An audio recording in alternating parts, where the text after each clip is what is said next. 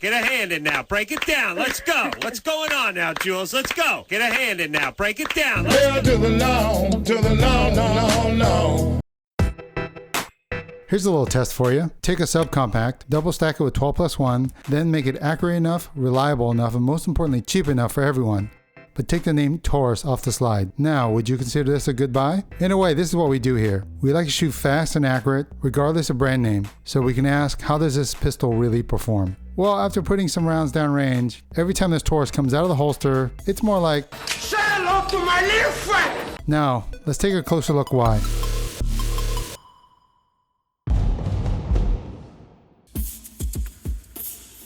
Small pistols are hard to shoot, and the grip size is one of the reasons why.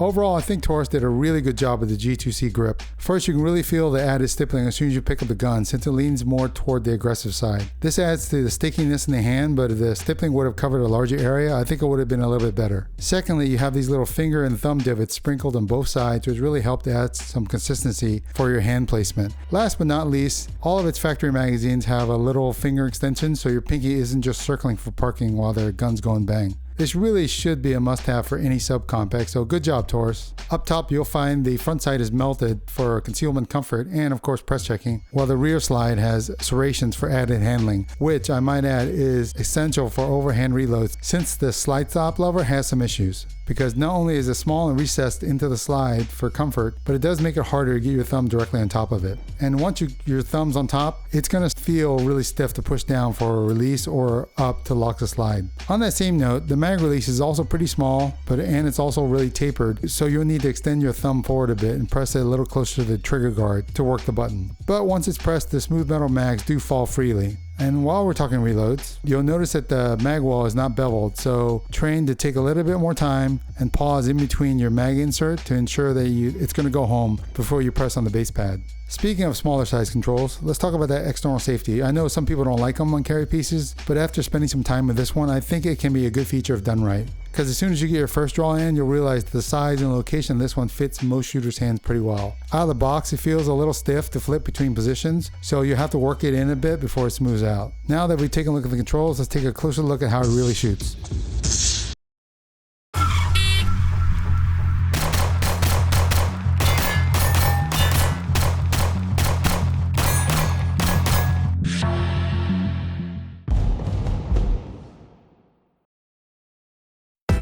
So anytime you're shooting the gun, you're looking down the sights. And how are the factory out-of-the-box sights? Well, they're big, and that's not necessarily a bad thing in a carry piece. Of course, at 7 yards, it doesn't make that much difference, but once you get out to longer distances, it's going to feel a little bit crowded with not as much daylight in between the rear sights. However, the step design of the rear sights is really nice, and it forms this quasi-triangle leading to the front sight, which helps guide the eye.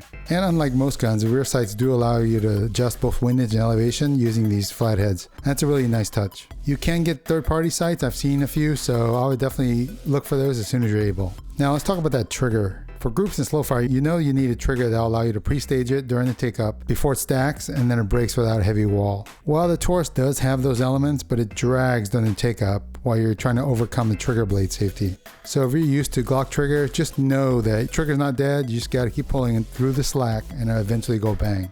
But once the gun does go bang the first time, one nice thing about the Taurus is the surprisingly short reset. You only have to let your finger out a little bit and then you'll feel the crisp reset and you're ready to go again. You can actually fire this thing pretty quickly thanks to that short travel distance. Looking around, I see that there's some cheap trigger upgrades available that'll help shorten that first slack distance, so I think that's definitely worth a try. However, for a carry piece though, this is a decent trigger out of the box, so you may decide to leave it as is.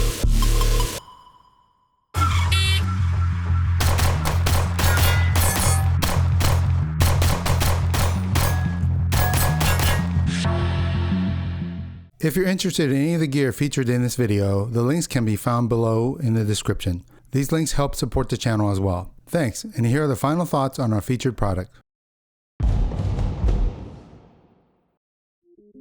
When you say words like budget carry pistol, you think of other words like compromise and bare bones. Well, it looks to me like this Taurus may be the exception to this since it's got a good grip, decent capacity, and overall handling. Even with the added cost of upgraded sights and a more refined trigger, you'll still have more than enough dineros left for practice ammo and accessories. So really, the words that come to mind when you think about the Taurus G2C should be underrated and a great value pistol. So check one out for yourself, maybe you'll agree.